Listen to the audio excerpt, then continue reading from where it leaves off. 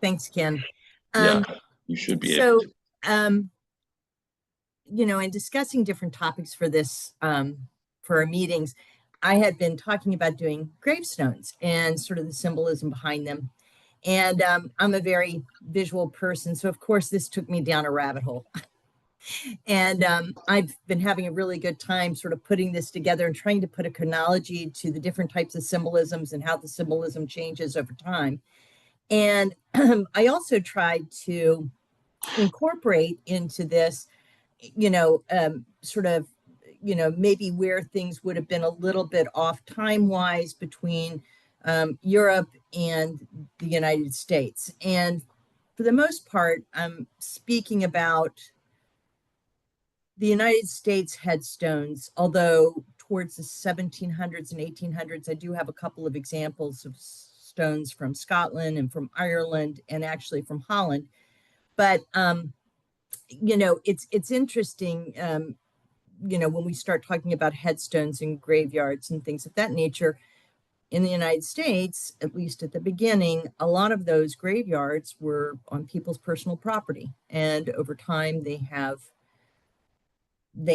disappeared. The same can't be said for the same period of time in England, let's say, or in Scotland. But um, for the most part, I'm going to be focusing, at least in the 1700s, 1600s and 1700s in New England, which they really did have established graveyards associated with the churches, and that's where we found a lot of the stones. So I'm going to go ahead and share my screen. Let's see. Let me do this real quickly. Sorry, folks.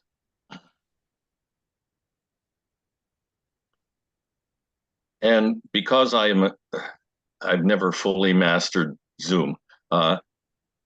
Right now, can you all see a strip on the side that has participants and their names, or is that just me that as the host seeing that? No, I can see it. You can see it. Yeah. Well, I'm gonna minimize that then so that Yeah. Yeah, and I'm going to apologize. I did this in Word because I did try to convert it to a PowerPoint presentation, but because it's so picture dense, I was running into a lot of problems with size and things of that nature. So I've left it in Word. So I'm going to do the same thing. I'm going to minimize and let's see. Okay, so I'm going to start off by just again, like I said, that my focus was really starting in the United States and starting with sort of the 16th century. And I think everybody knows that the winged death's head is sort of that traditional stone that we see a lot in those New England cemeteries. And what's interesting is that, it's obviously got a Puritan root to it in the United States. And the symbols of the skull and the wings is to represent the soul's flight from the body after death. And sort of taking that just sort of basic principle, sort of, we're going to kind of move through some things. They were intended to be stark and unsentimental. This is the stark reality. Death is everywhere. This is not a memorial, so to speak, for the soul. It's more of a marker of transition, if you will. So I just included this stone because it isn't that time period, but I'm going to start here. This is 1677. And so this is, the traditional death's head with wings. And also too, they sort of have it in tablet form. You can see sort of from this is a very, uh, you see the skull, it looks like a skull. There's really, nothing, that sort of indicates that this is anything other than sort of a face of death. The one thing I will point out here that is also part of, a lot of times you'll see in these stones are the skull and crossbones. So you see the crossbones here, and there's also, they've also got a what do they call them? The sand, the what I'm blanking on them, but you see right here in this. I'm sorry. An hourglass. Yeah. An hourglass. Thank you. Again, it's supposed to indicate time has passed, it's done. And but what we'll say, so they're called three-lobed shaped early Puritan stones. That this is the eternity, the soul is passing into eternity through arcs and portals. And it's usually the winged death head. You can see the hourglass, you can see bones, and sometimes you'll see sides, and coffins. And the other thing about these stones is the stone makers, when they were going across, they were sort of like nothing but business, the name of the person, the date of their death, and then the age that they were at death. And sometimes you'll notice that they run out of space, and you'll notice that they have to kind of be a little bit inventive to try and put another character on top. As stones evolved in this period, they did get better. They were able to take their time to sort of make it more of a aesthetic presentation. But you'll notice with these stones, they're going to be where the writing is, it's going to be off kilter, or it could look like they've run out of room. They also like to do everything in bold, which tended to put your focus. This is what the focus was going to be on. But one of the things that I came across that I thought was interesting was that I'm just going to go on to the next one. I found these fascinating because each carver sort of had a different take on it. And I also found out that a lot of people were sort of became famous, if you would, for being stone carvers. And we're going to get to a point in the 1700s where we're going to be talking about a Parke, a family of stone cutters who they had a very distinct style that the three of them shared. And they were kind of known in New England along with, I think his name was John Lamson. And so when we get to that section, you'll see what I mean by, so, obviously, there's some artistic rendering in all of this, even though it's the same motif over and over again. I'm going to go down to the next one. We've come down to, so I'm just going to do this. Just get here. One of the things that I did kind of uncover was that the deaths had sort of evolved. So it started out very stark, very sort of unwelcoming, and over time the head began to take on a different form. And so you'll see here that obviously we have a skull with teeth, and over, we'll start to get to the next one. In this one, you can see that there's eyebrows beginning to come in. They're very distinct. You can see them above the eyes. And yet, obviously it's still a skull, but you do start to see those becoming more prominent. You also see the hourglass, you see the coffins, and you see the skull and crossbones. And again, it's in a tablet form, which is this one. You can tell that the person who did the stone was a little bit better about centering the information that is on the stone, and that they didn't run out of room. But and this to me was a remarkable stone. It's very beautiful. It has wonderful scroll work on the side, which was not always the case with a lot of stones. A lot of stones were very blank on the sides, although they took that sort of, I call it a tablet form with the two smaller sides. Then you're going to start to see, so this was 1691, and this is in Cambridge. We start to see these curly Q eyebrows that start to form, and you start seeing a mustache. And at first I was like, oh, that's an odd stone, but it started showing up more and more. And again, I think as stonecutters saw other styles, they were sort of like, I'm going to incorporate this. And it begins to take on more of a face to me than it did with, in the earlier stones. You still see the teeth, but you start to see this in the mustache. And this was 1770, and again in Malden, Massachusetts. We get a little bit further down. This is a little later, But what you see is the mustache is kind of taken on, it almost looks like a mouth to me. And I found other people who are referencing this as well, is that this begins to look like a face. This becomes to the mouth, the pouty mouth. And then this, even though these are teeth and you can acknowledge them as that, it begins to look like the neck.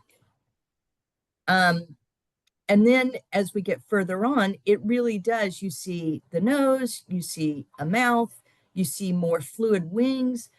There's real artistic expression going on here. So they're less frightening and certainly far more artistic. Oh, and the gentleman's name was Joseph Lamson, and he was very well known at this period of time as a stone cutter, and his stones are very recognizable. Here's another one. Again, to me, this looks like a head. Here's the mouth, and then what we know are the teeth, but that begins to look like almost like a turtleneck. I know it wasn't, but that's what it looks like to me.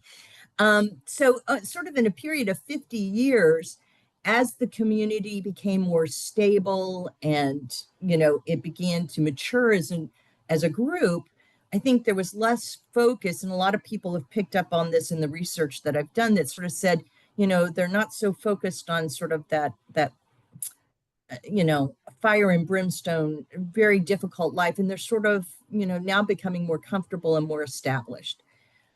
So, I really was fascinated just when I started to see this, and also to the eyes are much more, it's all very smooth and very artistic as opposed to a skull, which I think the earlier ones really represented.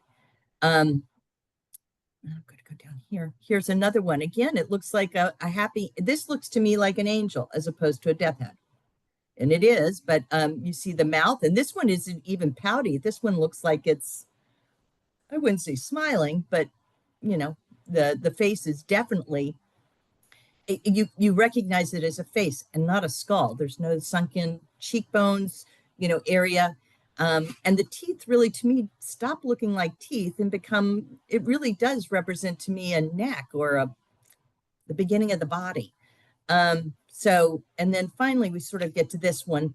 This one does have, again, you can see the shape of a head, but I can also see the head stop here.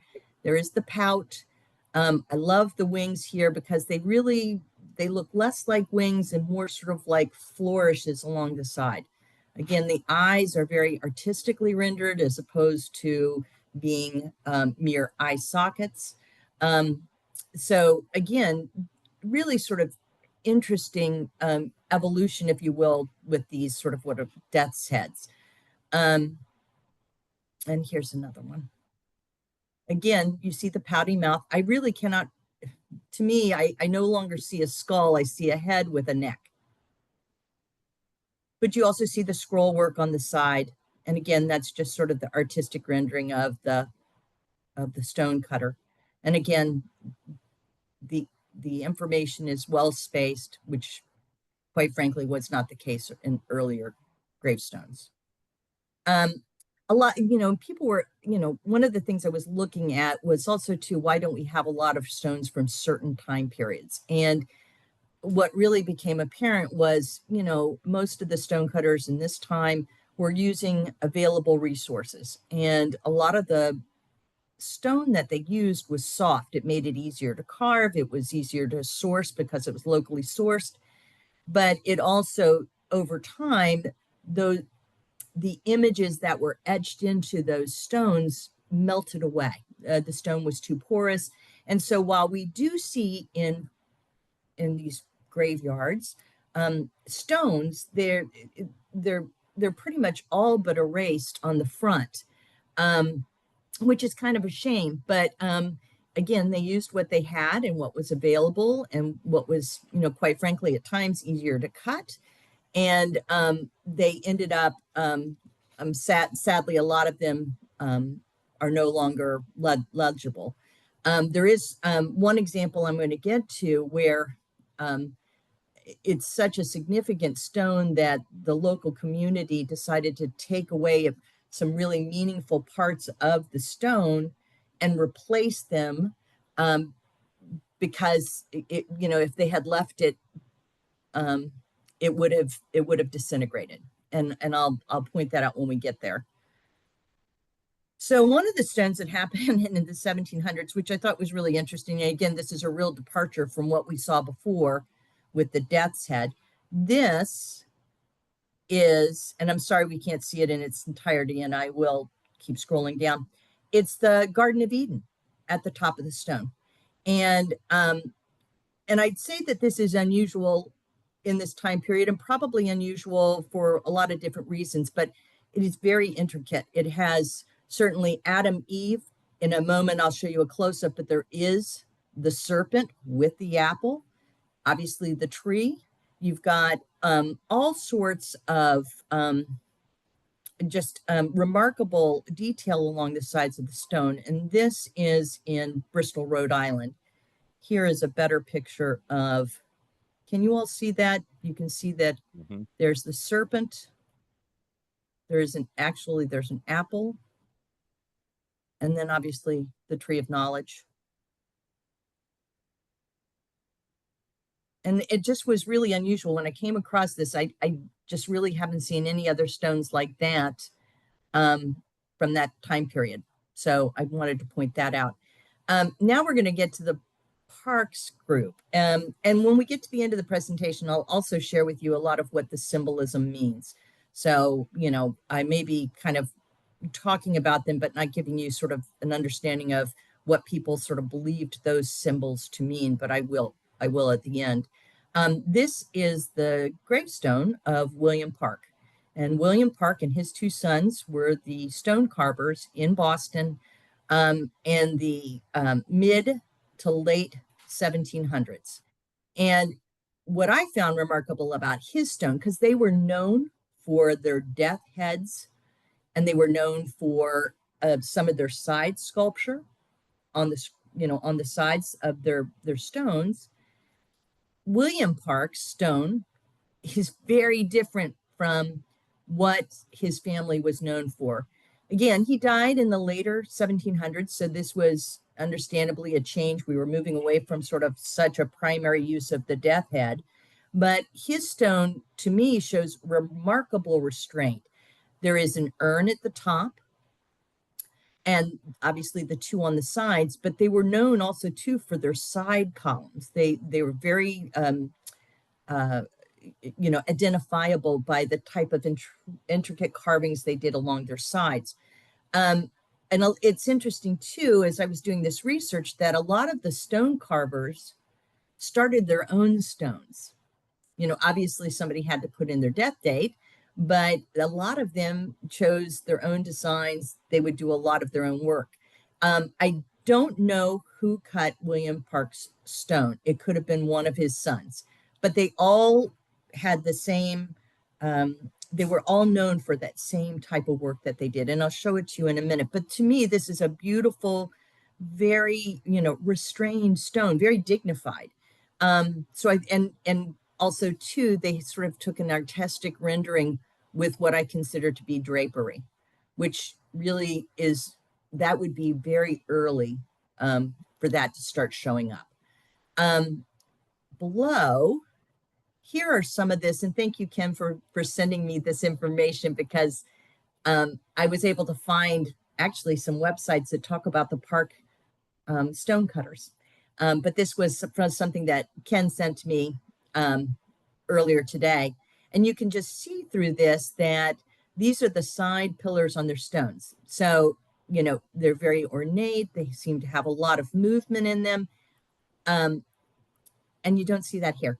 This is a very restrained stone. So that's a question that I have. And I'm sure with a little bit more research, we may be able to find out who actually cut William Parke's stone, but it's just a curiosity to me. Then here is a stone. This stone was attributed to, I'm going to get the name right. Hold on 2 seconds.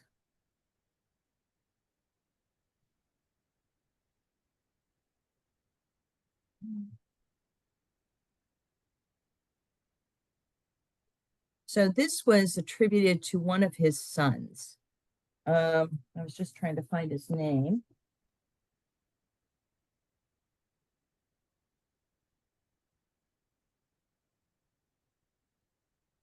Can't tell. I have way too much paperwork in front of me. Um, I cannot recall. Let me just see real quickly. But you'll notice here is the sort of the head, the top of the headstone, and you'll see what is the death head.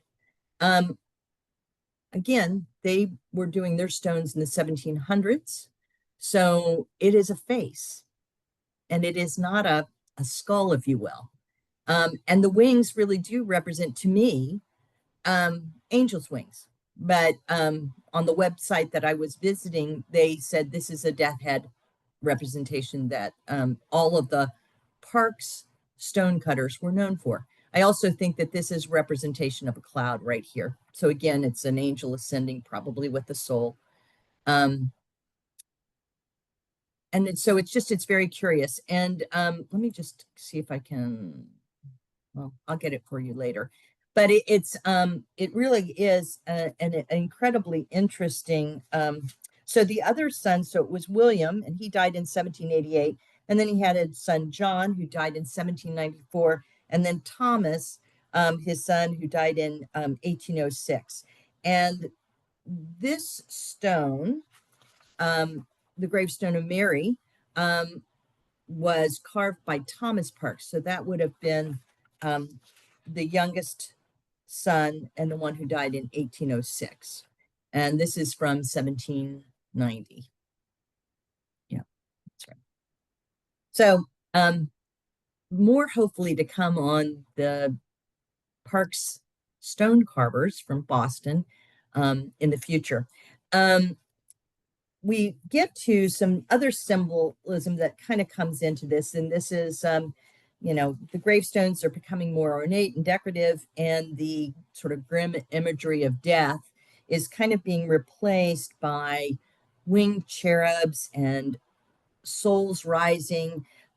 They also started to have really neoclassical influences in them as well.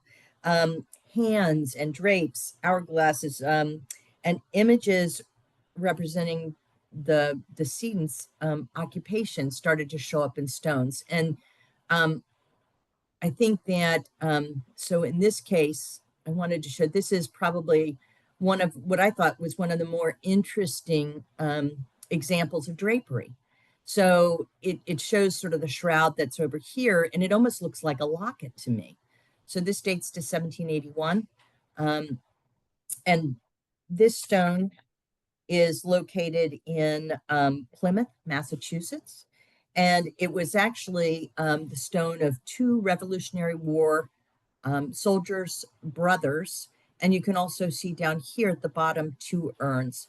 And even though, the practice was not cremation at this point, these were symbolisms that were sort of adopted from earlier eras.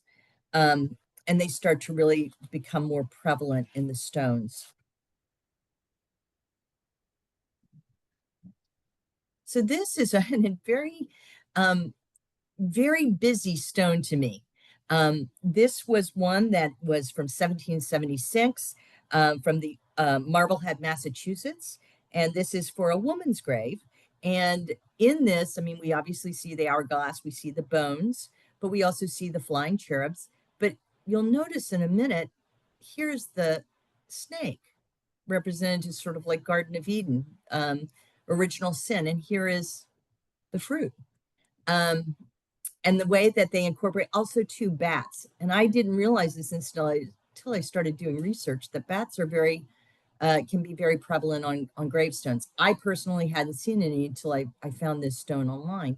And I do like the laurel that goes around, and they have the sickle. I mean, they incorporated everything into this stone. They must have, I don't know if this woman was related to the stone carver, but they put it all in there. It's remarkable. Um, let's see, going down here, I love this stone for many reasons. So this is early portraiture. Now, portraiture kind of came into popularity in the 1800s during sort of the Victorian era.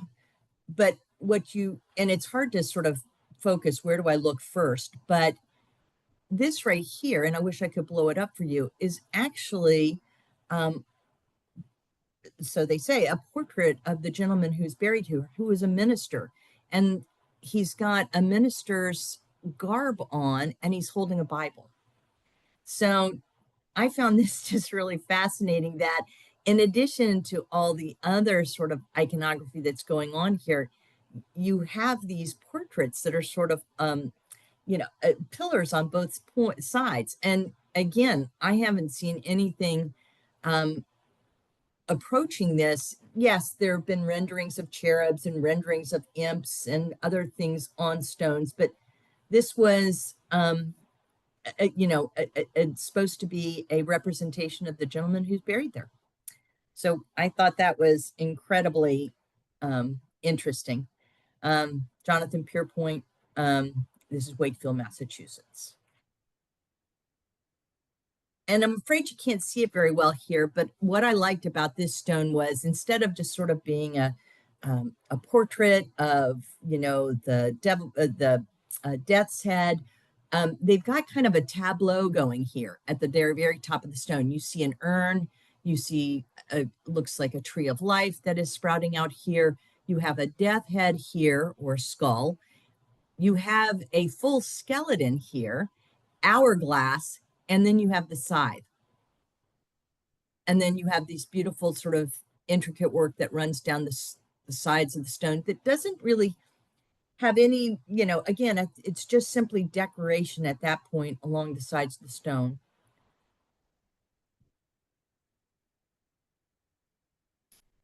And these are, again, they're angels or the cherubs that are going to be sort of centered around stones.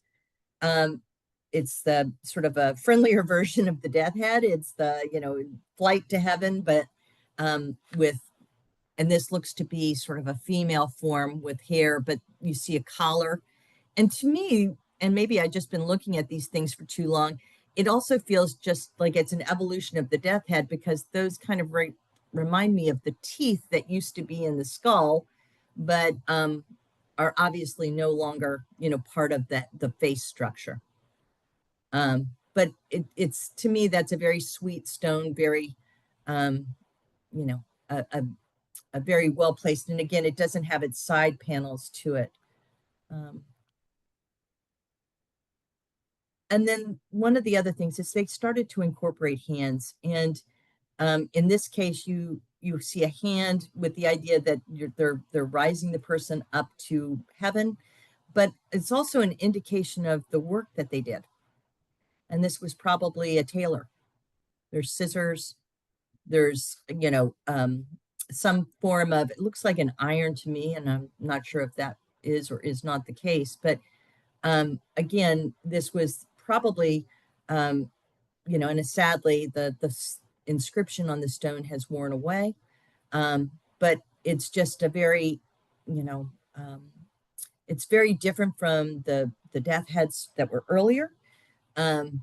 And it's almost sort of like it's subject to some type of interpretation. I mean, you can kind of go, what is that? But again, you can get a lot of information from a stone. So even if a stone has, if the writing on the stone has sort of faded away, you can still make some very good assumptions based on what you can what remains. So we do see the hand, we do see the implements of somebody's career. So it's helpful to have that information as you're going along sort of and looking for information in graveyards. So this is the one I was talking about before. So this is in the early 1800s.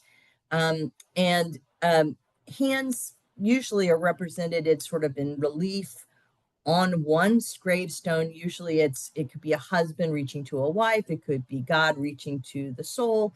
But in this case, it truly represents a husband and a wife. So here's the husband, here's the wife. They're buried in Holland. She was Catholic, he was Protestant. They couldn't be buried in the same churchyard. So when her husband died, she made sure that his grave was as close to the wall of the Presbyterian cemetery, and she and her family were right on the other side of the wall in the Catholic cemetery, and they built out hands that expanded over. So, you know, which I thought was sweet. Over time, the hands that were originally there started to disintegrate. So the town decided, and it's a very popular place. People go to visit this grave and see these, these images. They did take the hands out, and the hands, the two arms sort of joining together, the originals, are in the crematory and I'm not sure if it's Protestant side or the Catholic side, and they rebuilt the arms so that they could continue into the future. But I thought to myself, I like this for a lot of different reasons. There's just the fact that they had been married for 40 years, so they obviously had a successful marriage, and the wife just decided she wasn't going to, put up with the, the the the rules surrounding the cemeteries, and she came up with what I think is, and I don't show in this picture, but they're very tall monuments because the wall between the cemeteries is really tall. So this had to, um, she really put some planning into this. So I thought that was really very sweet. And then we're kind of into the 1800s. And when you get into the 1800s, it becomes much more ornate. Greek and Roman influences. People really get into the sentimentality of death. Um, People are no longer uh, afraid or uncomfortable showing grief. And they also start to really want the stones to reflect the individuals who were. So this first one I'm showing you is a Civil War soldier. And you can tell he's got his saber, and there's a drape on it. And a lot of times drapes at this time indicated a life lost um, through battle, although not always. But if you see that and you see a weapon sort of strapped alongside, that it can indicate that that individual died as a result of war or war injury. Um, Here's a representation of the two hands. Interestingly enough, a lot of times they will say in the Victorian or the 1800s, this is usually representative of love and marriage. And they said if you look at the cuffs, you can tell who it is. So this would be the man with the plain cuff, and the wife has a more embellished cuff.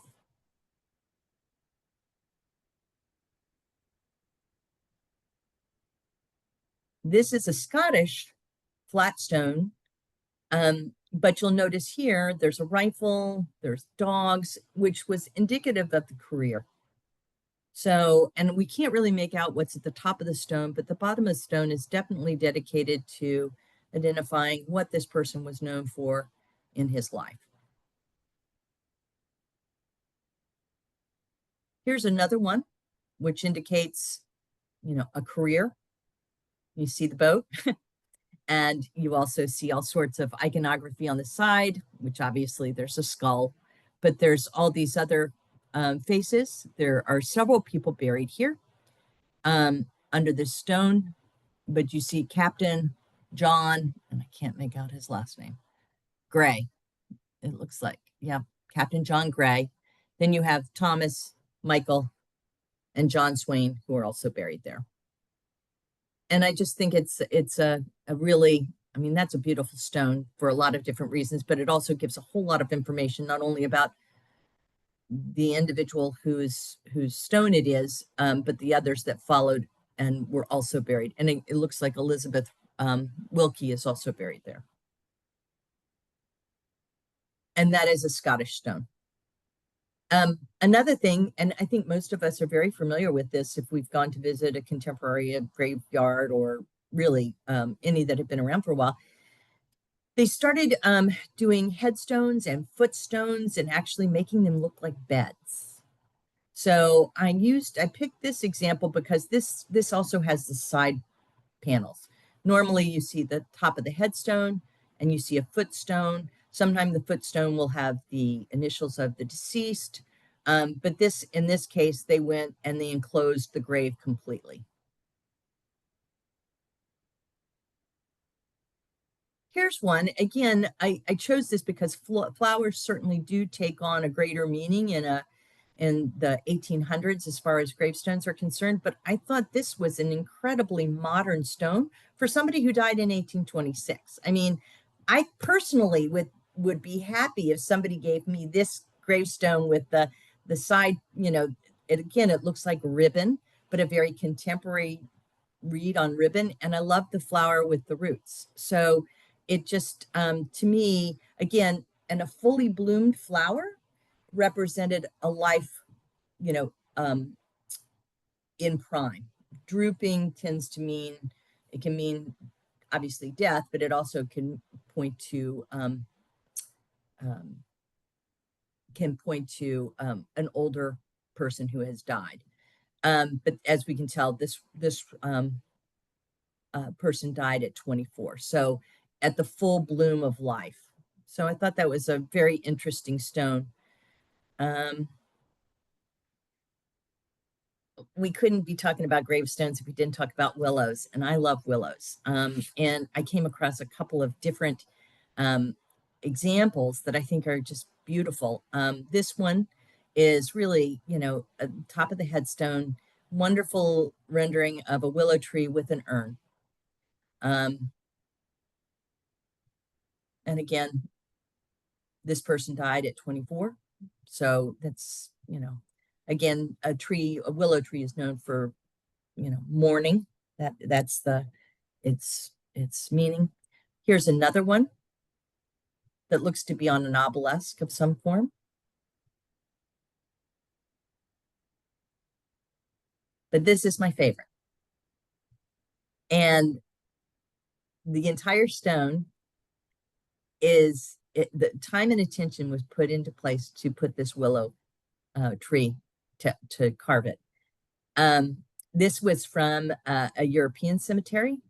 But it has down here, and I couldn't even make out, and I tried to blow this up. But to me, the stone itself was really, to me, a monument to the tree and not necessarily to the person who's buried there. But I just thought it was a remarkable stone. And I just thought, wow, that to me is just an incredibly beautiful headstone. And the fact that it has stood the test of time is great as well. Books, a lot of times books, knowledge, and flowers. Flowers represented all different types of things. I can't make out, I think these are lilies, but it kind of doesn't go with, this gentleman was a comedian and he died in his middle ages. So I'm like, I don't think that's a lily, because lily tends to represent purity. Not to say he couldn't have been pure, but I'm just, but I love sort of like that little vignette of flowers sort of surrounding a book, and usually the depiction of a book was a Bible. And it also could indicate that the person was well read.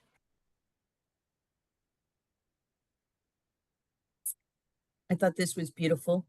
A lot of them liked wreaths. This is of roses and other flowers. Again, this is probably on the side of a raised gravestone or grave, what I'm saying, not a mausoleum, but it's a raised grave area. And probably the headstone or all of the information would be either on the top or on the opposite side to the roses.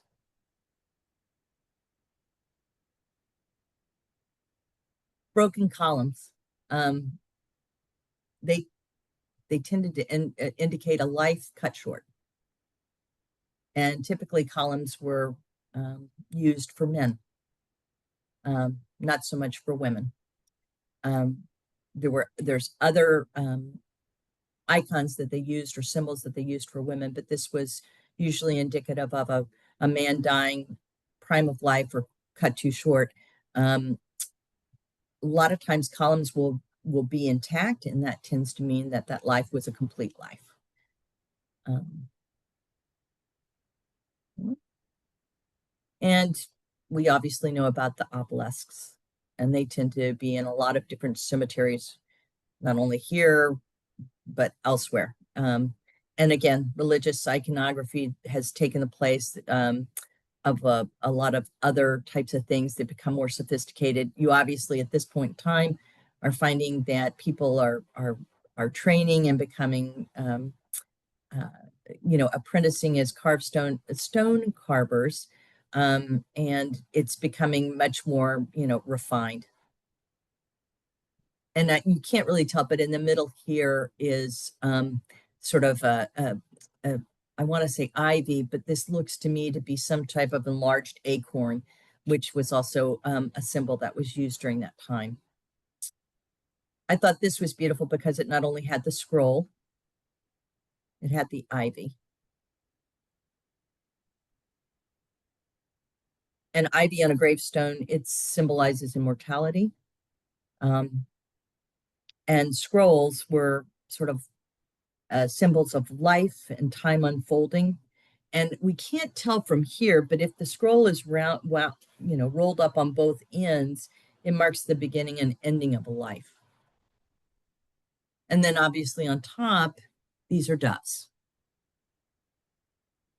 And birds in general, use of birds. I'm just going to see. Doves symbolize the Holy Spirit. Although they seem to be pulling on a worm. So I don't know if you all can see that, but each bird is holding on to one side of the worm. Maybe that was creative license, and maybe it was they were trying to say something, but I thought this was a beautiful stone. And now, one of the things when we talk about gravestones, we talk about children's gravestones, and they can be very, very sad. And a lot of times, I mean, I don't think any of us would recognize this as anything other than a child's grave with the lamb. And they use this, lambs connect to purity and innocence. And it's a symbol that they've been carried forward into Christian practice. Somebody ask a question?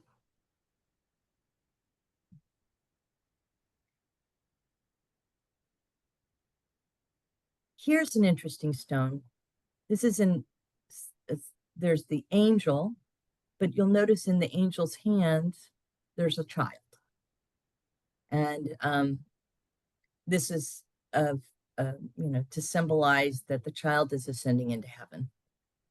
And I thought, it most of the time they're usually subtler messages, but this one was really, I thought, quite beautiful. And you see that, the angel is airborne. There's no ground underneath, so they are ascending. Another, doves and birds, again, in flight, typically mean about the soul rising. You'll notice some flowers on the side, but I don't think those are anything more than decorative. I don't think the symbolism is really right here. And another one, obviously a dove in flight, but beautiful stone.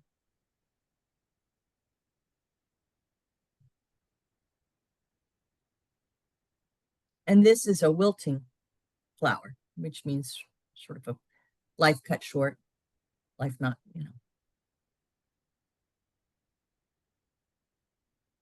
And this is interesting. It's hard to see, but the rose, it's God's hand coming down to raise the child up, but also to the flower sort of represents a child, and it's broken. So there's a break here in the flower. So it's a symbol of sort of God bringing the child to heaven, but again using sort of symbolism instead of something sort of starkly as a child's image. They used a flower instead with a broken stem. And then this is interesting. And I did a little bit of research because I kept coming across children laying down in shells. And there's some thought that the shell itself, and I want to get this right. So let me, um,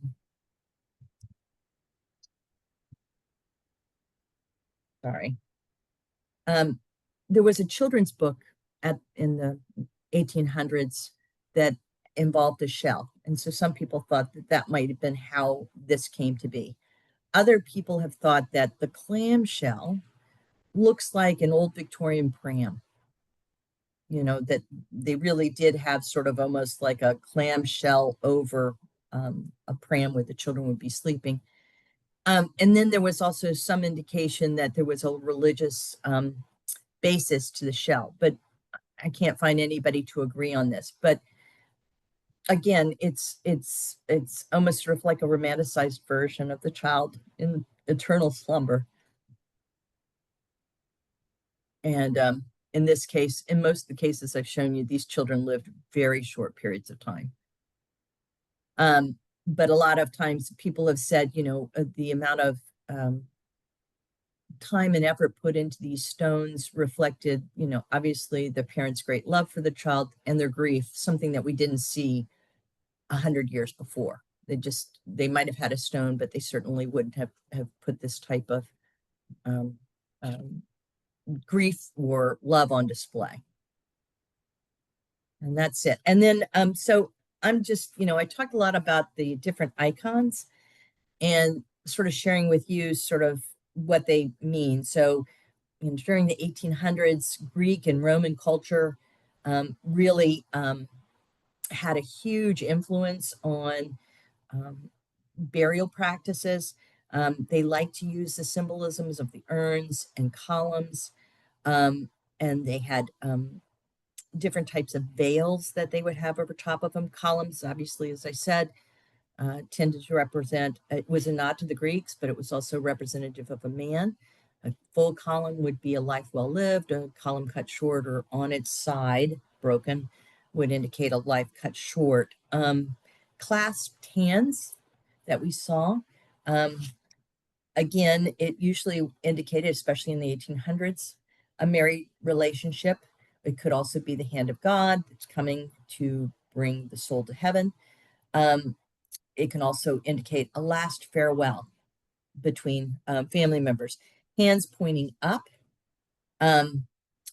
It usually indicates that the deceased has ascended into heaven and has received their final reward.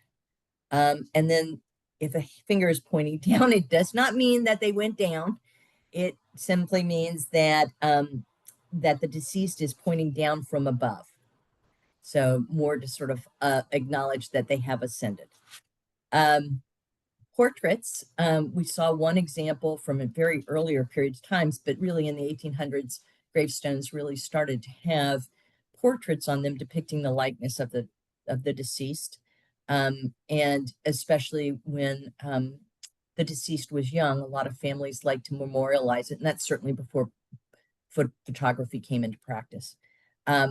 Roses were usually adorned on young women's graves and represented heavenly perfection and earthly passion. And if a rose was broken, it indicated the deceased's age.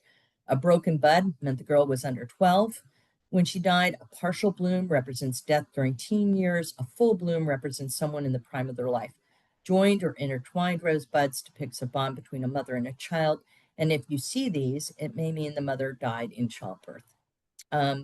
Lambs, they really are only used or have been used for children's graves or small babies and children. Doves, as I mentioned before, symbolize purity and devotion, Holy Spirit. Some people will see something that looks like a dollar sign on a cross. I mean, on a gravestone, and it's an anagram of the letters IHS, which obviously stand for, it's a Christian icon. It's membership of Christian faith, but again, I think most of us are familiar with IHS, but that money sign did throw me. So I thought I would let you all know that it was not representing somebody's greed or their status in life. It was their Christian affiliation. Um, Interestingly enough, we we didn't I didn't pull any of these. We talked about some of the um, occupations being represented on the stones. Um, but we start seeing Masonic symbols coming up on gravestones, and you see them. Well, it continues on to this day, but there are other associations represented, like, and I didn't know this, but the Woodsman of the World was a brotherhood in an insurance company, and so um, if if one of their members died on the job, then the insurance company would pay for the stone, the monument, usually in the shape of a tree trunk. And they would also put, so if you see a tree trunk or something, you might want to sort of think in terms of that might be a representation of their occupation, not necessarily a life cut short, although it does symbolize that as well. But might want to look into that a bit more. Other things that I think are interesting, if you see a candle on a gravestone, it tends to indicate life. So if you see a burnt out candle, life extinguished. I'm just looking through some of those. Lily, obviously, innocence and purity. Um, Palms, life conquering death or resurrection. We do see a lot of palms during the Victorian era. Um, and here's one, and I ran across a number of stones that look like this, but I just thought, oh, they're broken. The stones are broken. So I didn't pay much heed to them. Shoes, empty or with one overturned, is a loss of a child. And I came across a number of them, and I wish I could go back and find those pictures that I was looking at, but that was something that stumped me even just recently. But that's usually what it indicates. So again, sometimes understanding the symbolism, even if the stone is obscured, the writing on the stone is obscured, the symbols can start to give you a great deal of indication of that person that might be helpful in in getting to that next answer. You can't always assume that the person buried next to the stone that you're looking at is a relative. I mean, Ken and I were talking this morning, and we were talking about the Moravian tradition, and the Moravians buried in their cemeteries as that person passed away. You were not necessarily buried with your immediate kin. You were buried chronologically. So understanding a bit more about what the stones can tell you can lead you to more information. And also, too, what I'll say, sometimes in the United States, and so there's a big cemetery in Philadelphia called Laurel Hill, and a lot of a lot of families from way back have been buried there. And I was looking at trying to locate somebody, and they were indicated, and I went to the space that they were indicated, and it was a completely different family, and with no understanding or connection of why they would be over here. And I looked around a little bit more, and I actually found Blair's, same section, different plot area. And so I went back to the office and there was no headstone, and it was indicated that this person didn't have a headstone.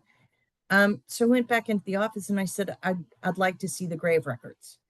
So they were able to pull out their books, and what I found was that they had misidentified where this woman was buried. She was, in fact, buried with her brother's family in the Blair section, but somehow somebody had either fat fingered, or misscribed the information. So that's another thing I'd say is if you're in a cemetery and you're looking for something in particular and you feel, that something's not off, you can certainly go into the office and ask to review the burial book, or they call it the plot books or the burial books, and it will have everything in there. And it was great to read through that because it was, this was information that was being put on the record in real time. So, the information that was online had actually been indexed and it was indexed incorrectly. So they were able to correct that. So, but that's the end of it. Are there any questions? Stop sharing. Yeah.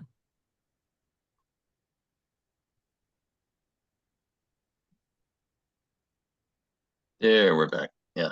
I don't have a question, but just a comment. My mother's sister, who died before she was 3, was buried at Lakeview Cemetery in Bridgeport, Connecticut. And there was a separate section for children. Mm. Oh. And there's no headstones. It looks like a big thumbtack with a number on it. And she's number 27. Mm. So there's no write-up or anything about the child herself, but I don't know if that was typical in that area back then, because the child is dying so much sooner than the parents. And maybe it was the practice of that grave yard. Yeah. My church currently has and that's kind of unusual because I live in a fairly built up area, but the church is very, very old. And so we do have a cemetery that's still attached to the church. And it has children, very young children in it as well. So parents would buy, in that case, a plot, not just a grave, but they'd be a plot and it could have 4 or it could have 6. So usually children are buried with their families. But in other areas, depending on the time, sometimes graveyards currently or contemporary don't want raised stones. It's harder to maintain the grounds with raised stones. So they insist everything be in the ground. All memorials are in the ground. But in those cases, I know exactly what thumbtacks you're talking about. Those are raised up. So I don't think they'd be doing that because of groundskeeping. Yeah, and the parents are buried, of course, in a different section, and they do have a headstone. Yeah. But I just felt so badly for this little girl that had no recognition but a number. No, it would be interesting. You might want to call the cemetery and ask, why was this your tradition? Yeah, I was thinking about that. I think I'll do that. What time period was that? 1922. Oh, wow. Yeah. Because I would have thought, yes, certainly many, many years ago, child mortality was very common. And the expense for a child's stone, when you might lose any number of children, could be prohibitive. But 1920s, yeah. A bit late, isn't it? Yeah. Can I say something, Susan? Yes. Thank you very much for that today. The gravestones is totally different than they are in the UK. All this stuff in the New England with the skulls and the I haven't seen that on any. I mean, I've done quite a few cemeteries recording them over here, and I've not seen that before. So thank you. Well, Gay, Ken and I were chatting, and I was like, I realized when I started doing this research that, our tradition in the 16th. I mean, think about who came to America at that time. Yeah. People escaping religious persecution, and so Puritans, and they brought their very strict mindset on things. So it had a very, in places like New England where they were firmly ensconced. I mean, it would be interesting. And I thought about this later, but I was saying to Ken, I'm going to have to walk around in the area where I live in Pennsylvania. It had a very Quaker tradition. It so would have, yeah. Interesting to see how the Quakers really focused. But I think when people think of 1600s American grave, they think the skull, with the wings, just because it is so ubiquitous in that. Because even the local church where we recorded one of the graveyards, that was Presbyterian, and there were quite a few from round and about that did go to America as the Puritans. Well, a lot of folks, and Ken and I were talking about this too. I have many family members who had family graveyards on their property that are now gone. Oh, wow. And because the land had been acquired, cities Yeah. grew up and around them. So really it was places like, Boston, established cities that had established graveyards associated with the churches that they were Yeah. built around. Um, and in my case, I mean, my grandmother spent a fair bit of time with other volunteers in her county. And so it was Summers, West Virginia, but it was called Western Virginia when my family settled that area. And they created painstakingly a cemetery book of all the cemeteries that were in Yes. Summers County. Yeah. Many of them, the stones were either they've disintegrated, they've just melted away, or the family never used permanent materials. I mean, the graveyard might be, I was saying to Ken, some of the directions in the book itself say go down Route 5 and at the first right, take a right, and it's on your right. I mean, there's nothing there but a field at this point, but they were able to identify locations. So, again, what I showed today was really representative of New England, but Boston or Massachusetts. And so it's going to be different. It would be great if maybe you could do a similar talk Wow. for us on because I think I realized when I was doing all the death head research, I was Right. like, wow, I don't think they've got that there. Not certainly in the way we do. I don't actually have any photographs of this local church because this one does go back to about in the 1600s, and they were Puritans, very much so, and yeah, some of the old families there, etc.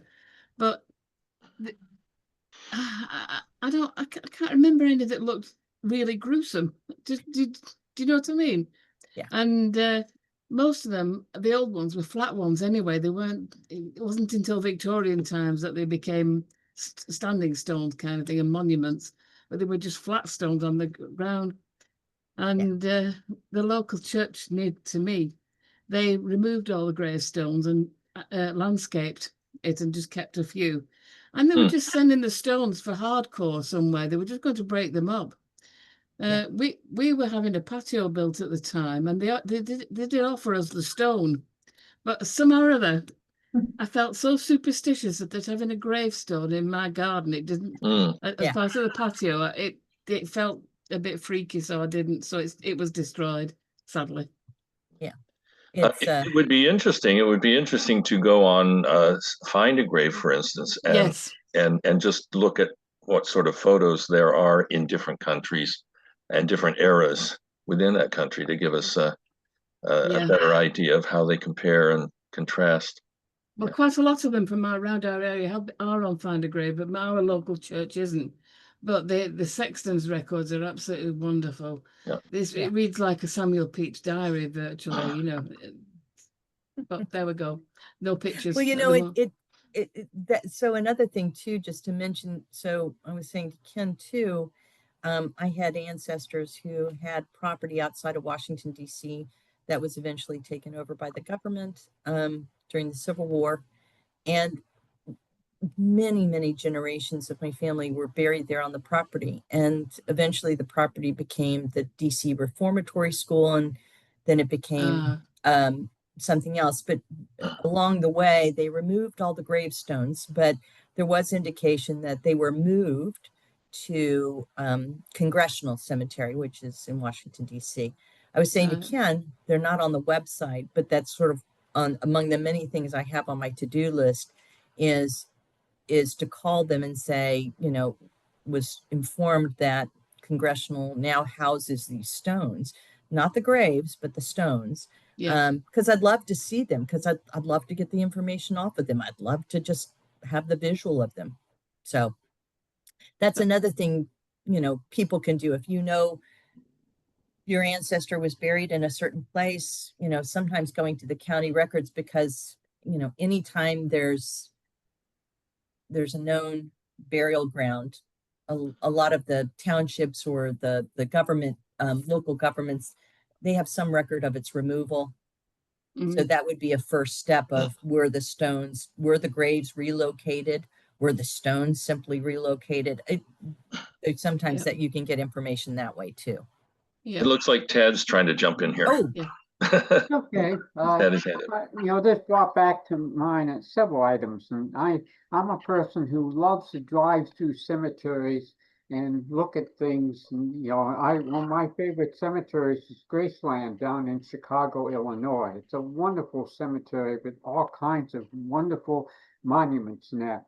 But this thing about the side-by-side cemeteries, right there in Valencia, New York, where my family is located and buried, there is a side-by-side cemetery with the Roman Catholic parish, and those the plots in that line between the two cemeteries went with a premium price. Because if you want to be close to your spouse, well, you had to pay a few more dollars. And it was I was when I was a little kid, I asked about, well, why is Mabel here and Bill is over there? He was Roman Catholic, and she wouldn't have anything to do with that. So that's what they did. They buried on one side or the other. The other thing, I don't know how often this happened, but you have to be careful. If you find a gravestone, it may not necessarily be that person that's buried there. There was a family relative who was buried in Valencia, but then was dug up and buried over in North Chatham, and they sold the gravestone to somebody else, but they never had the gravestone changed. So, if you weren't careful, you would think, well, how can they be buried in two places? Well, it's because instead of moving the stone, they just, left it and sold it to somebody. And, so that's something you have to be careful of. And the other thing is that sometimes there is history been lost. I can remember my grandmother down there in Valencia on the Reynolds lot. She was standing there and she was tapping her cane on the ground. And so I said, okay, what's here? My mother had a stillborn child.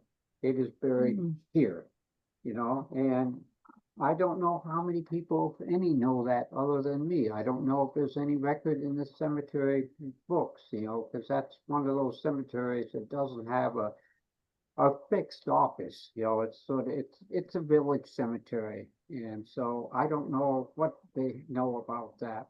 So it's interesting. Cemeteries are just, such an interesting place to peruse.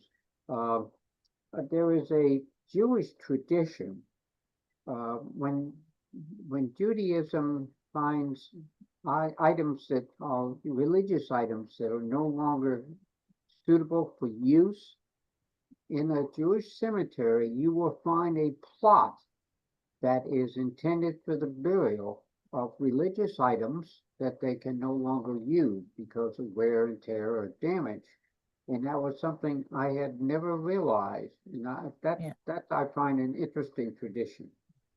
In the future, what happens, now when somebody dies, who knows where their cremains may end up, and, they may get scattered, who knows where. We had a parish church in this diocese that was deconsecrated. But one of the little problems we ran into was for years, parishioners had had their cremains buried around the outside of the church. And so one weekend, all the clergy got called together and we had to end up digging up, the markers and whatever we could find of the cremains to be moved to another cemetery. And that was an interesting, thing. That's what if I don't think churches are doing that anymore, having them buried outside the church, unless it's a cathedral or something, because if it gets deconsecrated, well, you've got that problem. You've got burials there you've got to deal with. But in the future, who knows what's going to happen with burials. So that's all my comments.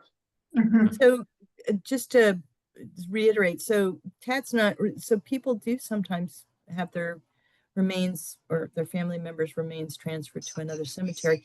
So as I mentioned before, the records from I mean, that I always like to stop by the office anyway, because sometimes you can find out some really interesting information that is in them. It doesn't, it's just one stop, but, and usually it's right at the front of a cemetery.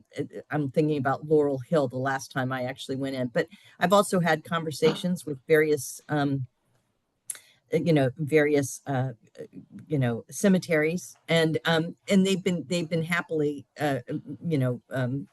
to give me those records. They've really kind of gone out of their way, and that can help answer some other questions, as to the point where, Tad's relative who got transferred, but the stone remained. I just, to me, I'm a very visual person, so I think they're very peaceful places. Certainly, I'm always keen to explore looking up. So my church administrator used to say to me, he goes, "You want to have a destination headstone." And I'm like, what is a destination headstone? He goes, "After a while, your family may not come to visit, but," he goes, "you want to be the one that they come to visit." So I went around the cemetery with him, and he pointed out some where a husband and wife had been having an argument. He died first, and then she got the last word on the back of her stone. So that's always a destination for people. I've always had lots of pets, and so Jay said to me, he goes, "Susan," he goes, "we'll put on the back of your stone, Susan and friends, and we'll list them all. And then people can question, what the heck does this mean?" But he goes, "I think you'll be a destination stone." But it was a cute, but it's fun sometimes just to walk through and just sort of, especially graveyards that span the time, and you see all the different influences that come into the creation of those stones. And so anyway, I hope this encourages you. Yeah. Very interesting. Definitely.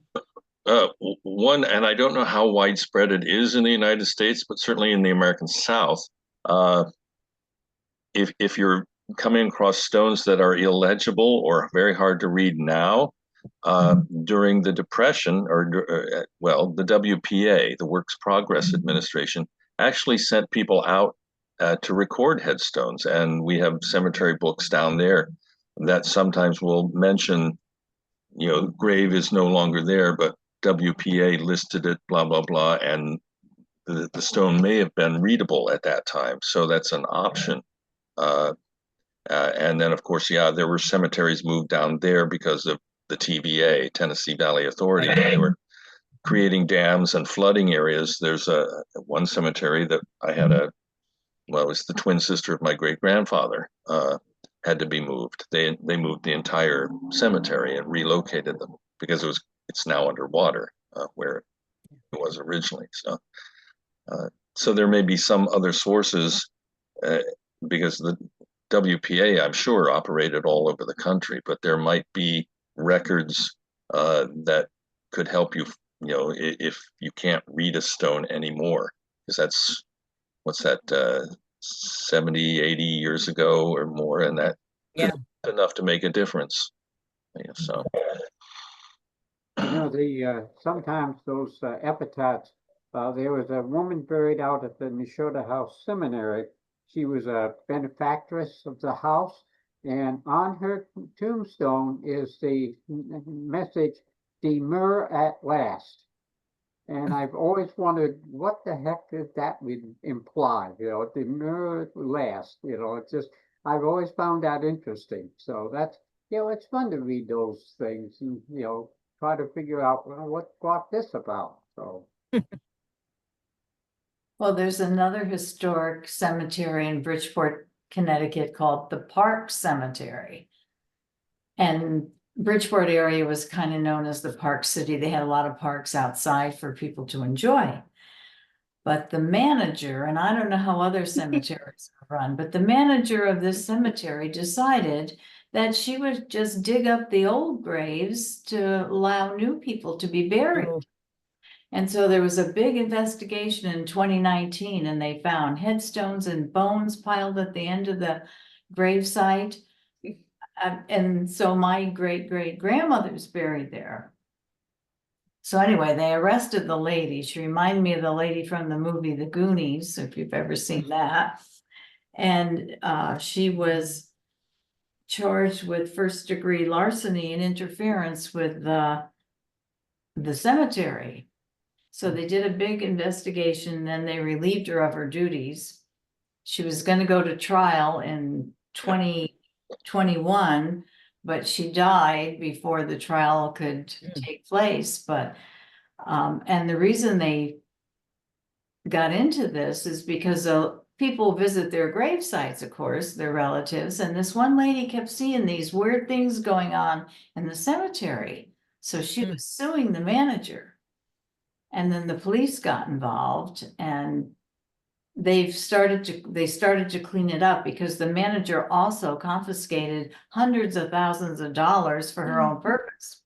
Well, And so there were lawyers and other people appointed for an advisory board.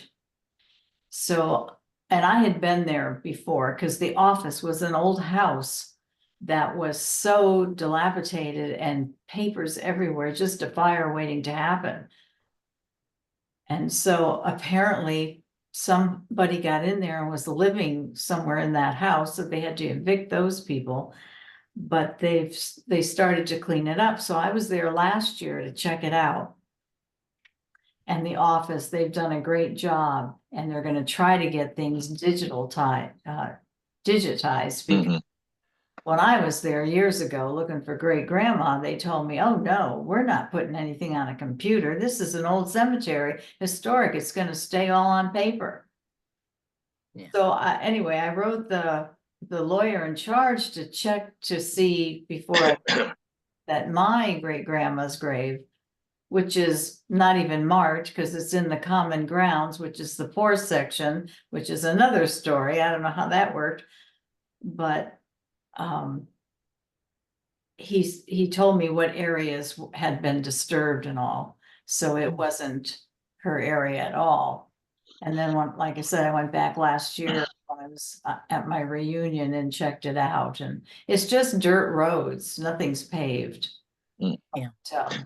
When you said there were a lot of park cemeteries, you mean in the sense of a park, not a park family? Yes. Okay. Yeah. As in enjoying the outdoors. Right. Right. Yeah. Oh, there's a kitty. Oh, she's a pest. Oh, mine's over here on the back of the couch.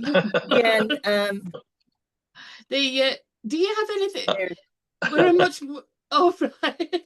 We're becoming much more secular in the UK now than America, I think.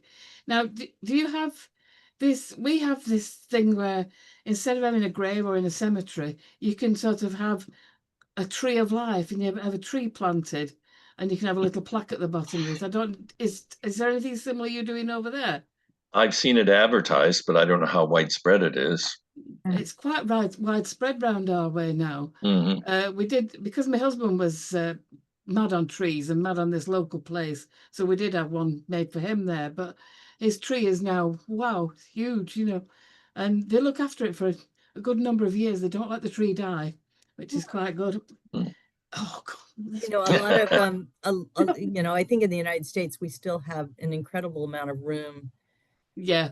To for graves. A lot of folks have switched over to columbariums, for cremains. And while I think a large number of people are buried with their faith in either a graveyard or a cemetery affiliated with their church, there are places like, in New York City, there's a vast cemetery that's really the city cemetery. And there are places, those are, I think, more and more. And then I think there's, certainly in different parts of, you mentioned about planting a tree, a lot of people have chosen to be buried sort of naturally, so to speak. And it's usually, so I think grave practice, and that's an interesting question. I mean, contemporary grave practices, United States, a big place. I think we do everything from soup to nuts. I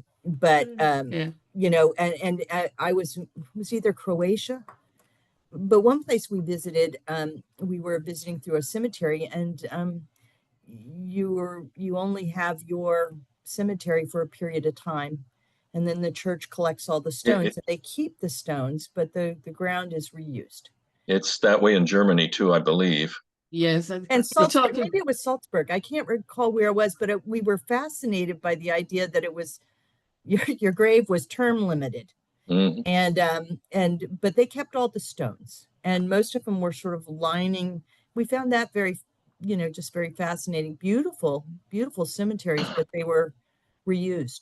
They are talking about introducing that in the UK now after a certain amount of time. Mm. So yeah.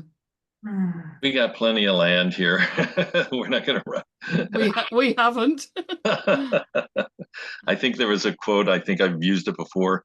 Gertrude Stein, oddly enough, wrote a geographical history of the United States or something like that in the 30s, I believe. But there was a quote from it saying that in America, there's more space where nobody is than where somebody is, and that is what makes America what it is.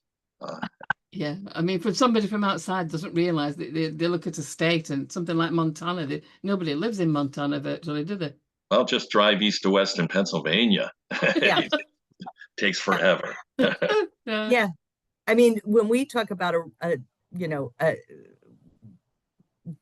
car drive, like for me to get to my family's home in Tennessee, it's 14, 15 hours in a car. I mean, I wouldn't do it, but that's what it is. And to go cross the country, I mean, and that with purpose, you're doing it in days. It's just, I mean, and then that's not a pleasant trip.